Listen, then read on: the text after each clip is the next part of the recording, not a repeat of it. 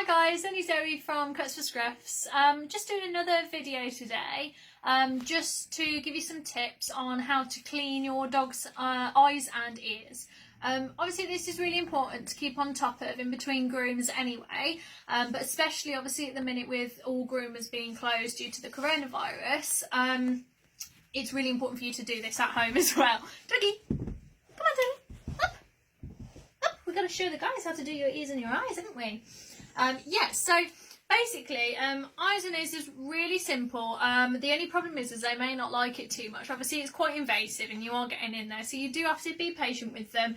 Give them lots of love and attention, some treats if needed, to get their eyes and their ears done. So the thing that we always say to use is pet wipes. So you can get these anywhere. I mean, we sell them in our shop. You can get them online, obviously, as well for the time being.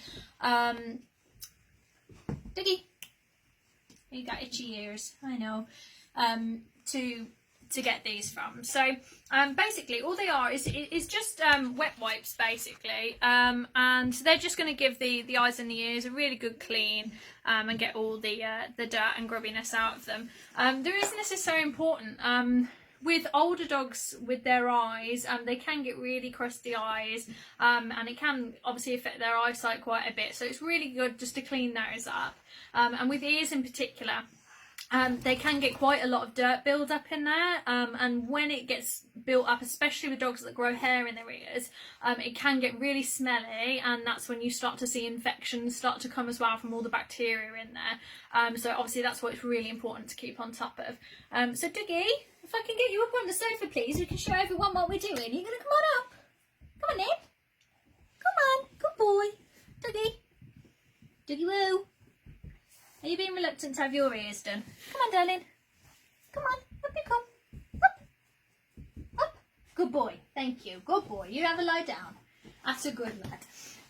So I always try and get them somewhere comfortable on the sofa where we can have a nice bit of a cuddle and they can have their ears done. Yes, I know. Because it's much better for them if you do it somewhere that's more comfortable for them. Okay, so we're going to do his eyes first. So we always use a separate wipe for ears and eyes, obviously. So we'll do his eyes first.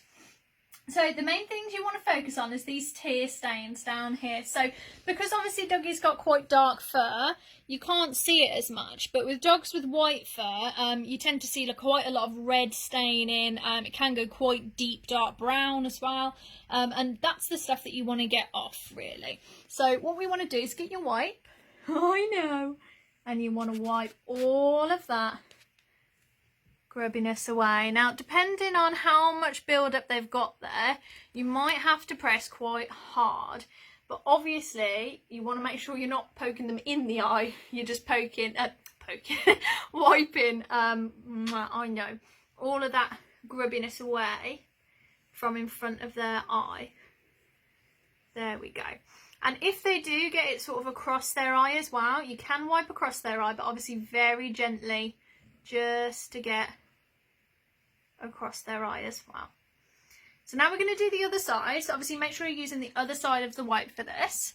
And you're going to go and get all of this grubbiness off here. I know. We'll get all of that off there. Look, it's going to be loads nicer, isn't it, Dougie Woo? Much better. And just a little wipe over the top as well. Obviously, if they do have, you know, facial hair or beard hair as well, feel free to give them all a big wipe down, get all the grubbiness away. Yeah, good boy.